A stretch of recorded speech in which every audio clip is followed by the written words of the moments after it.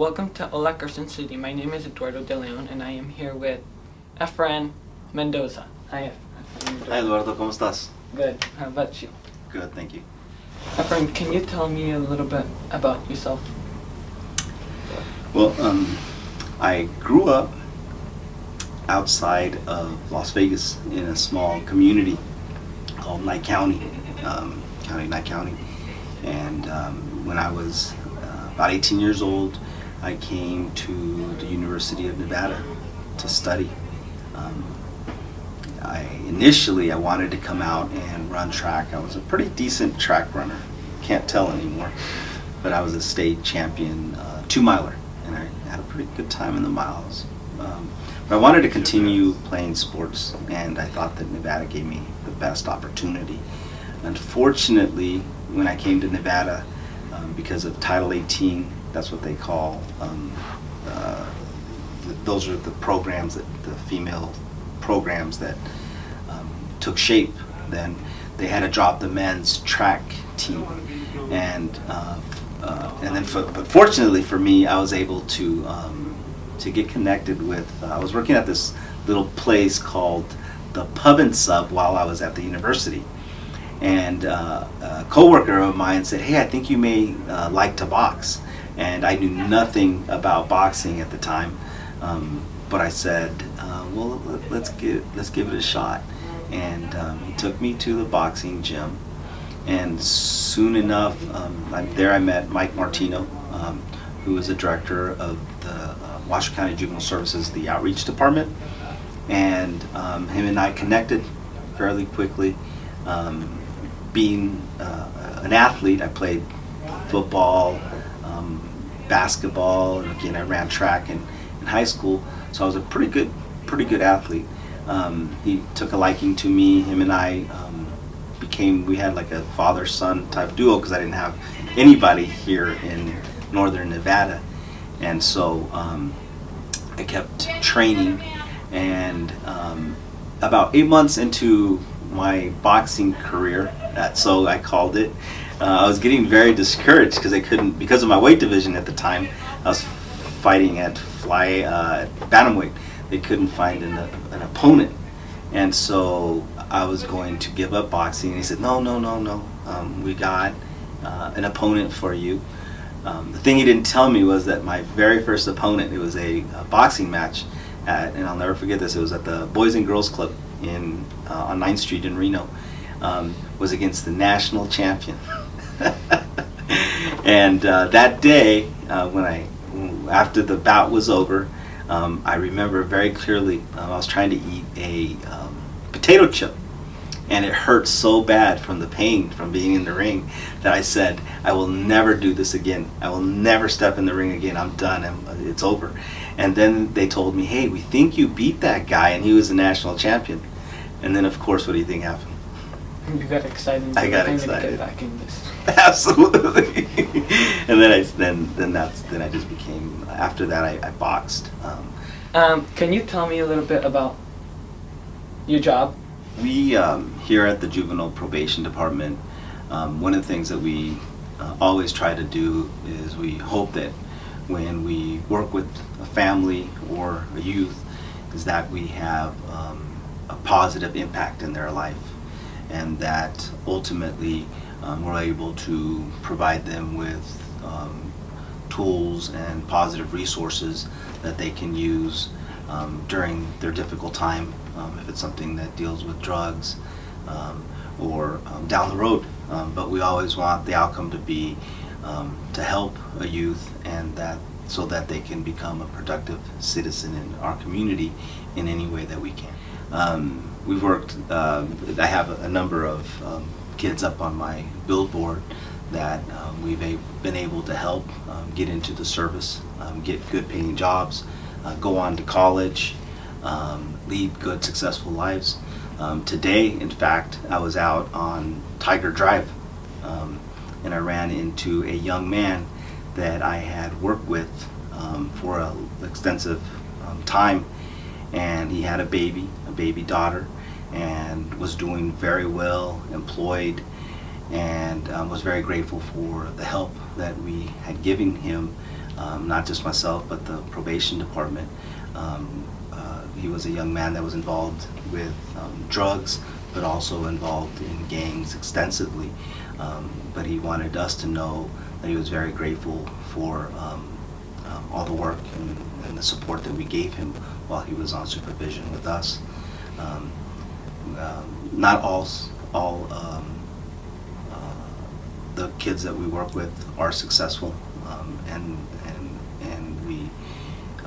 we really, it hurts us because we don't ever want to see negative outcomes.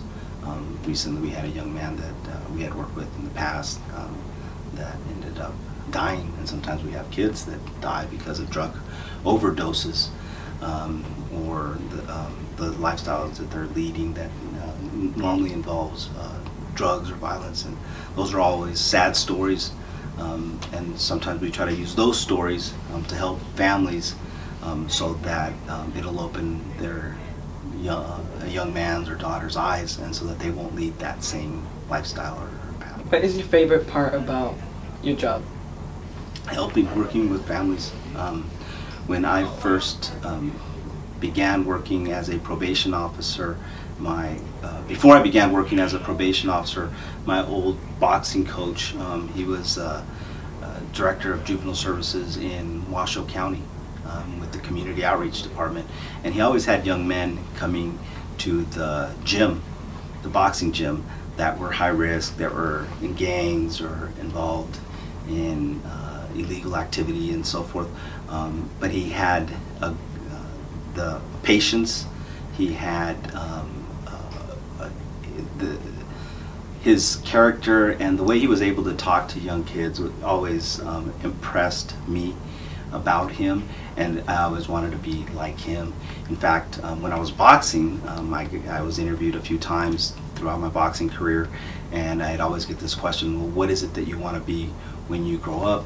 And I think in this article here, one of these articles here, I would always point out that I wanted to be a juvenile probation officer because I wanted to help at-risk youth, and ultimately it worked out for me, and here I am. But I really enjoy working with the families and the youth, and it's always a plus when we have a success story. Do you have any advice for the youth how to stay off drugs?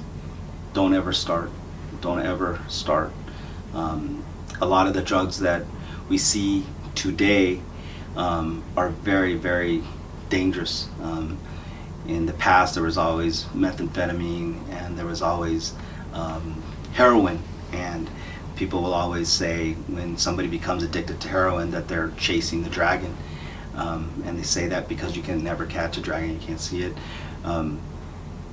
But with heroin, it could take one time to become addicted. Same with methamphetamine, and it's so hard. We work with those young men and women that have those substance abuse problems, and we can put them into 2 or 3 different rehabilitation programs, extensive outpatient counseling, and a lot of times it doesn't help because they're not ready to receive the treatment because they still want to get out and use. But a lot of times all it takes is them connecting with one counselor, and from our position, probation officers' position, is never giving up, always trying to find a resource that is going to help that young man or young lady overcome that addiction. Most recently, we've seen a huge epidemic with kids using Coricidin, triple C's. Triple C, it's a cough, cold medication. It's over-the-counter prescription medication, but they've been ingesting those tablets. And I believe I might have mentioned it earlier.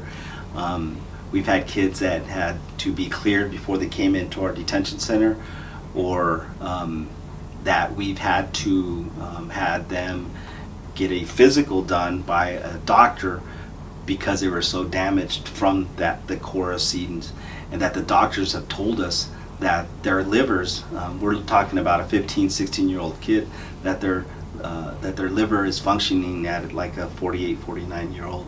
In addition to that, the Coricidin does extensive damage to the brain. We most recently have also been working, and we've had a real huge rash of kids using, and adults using dust off. Dust off is what you use to clear the computer keyboard, and so they've been ingesting it. We've seen a lot of it on YouTube, and it's not what it looks like on YouTube. And I want to say that because I want to get that message out there that it's a very, very dangerous drug. It damages the brain. It makes people have symptom-like seizures shortly after ingesting the dust off. We've had people contort their bodies in weird positions. They lose unconsciousness. Again, they go into these convulsions, and it's just very dangerous, and it's very harmful. We have kids that have been using the dust off for so long that it takes 2, 3, 4, 5 months just to get them to be able to function somewhat halfway normal to the normalcy or the level where they were at before they started using drugs. And then it could take 2, 3 years, and sometimes they'll never regain. When you're using the the dust off, you're damaging, you're killing off brain cells, and those you'll never be able to recoup those, and your body won't generate those again. What does someone need to become a probation officer? Well, you have to have an education. I was fortunate enough to be able to afford my way through college. I grew up in a small community outside of Las Vegas, and during the summers, Christmas break, and spring break, I was working in a gold mine. It was called Barrick Gold, and they also helped with scholarship. They also helped with giving me a really good paying job, but I worked really hard. I didn't have a summer or a spring or a Christmas break because I was working to pay my way through college. So I was able to earn a bachelor's degree, sometimes with an associate's. I believe our requirements here is you have to have a bachelor's degree. I think in the past you could have like a 2-year associate's degree with a number of years of experience in this field, doing case management work, social works, counseling work. But I believe now it's at least a minimum of a 4-year degree plus some experience. What is the main issue for the youth in Carson City? In the past, maybe 6, 7 years ago, I would have said it was a gang issue.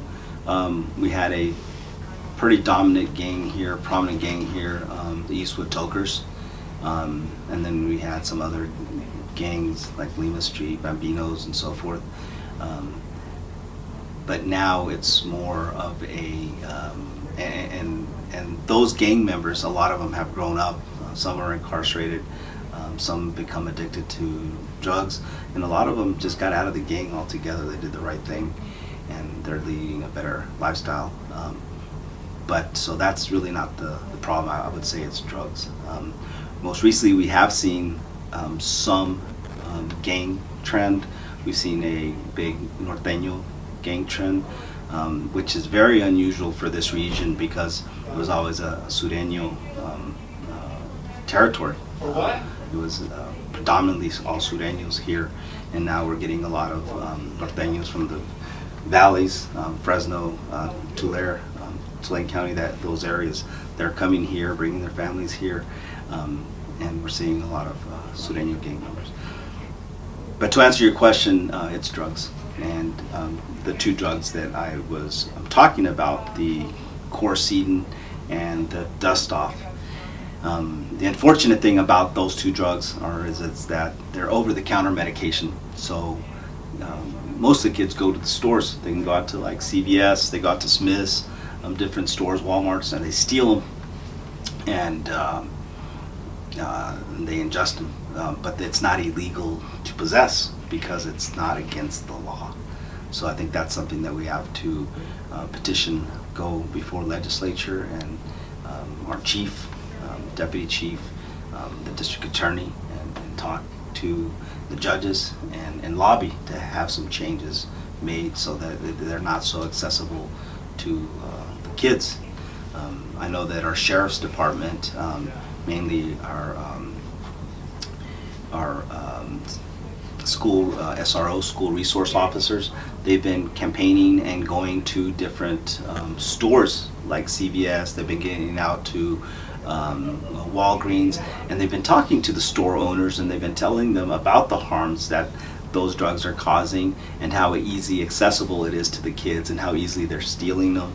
And some have been putting some of these items behind counter or locking them up. But unfortunately, the kids are still stealing and using those drugs. Thank you, Efren, for your time and advice. And we'll see you next week.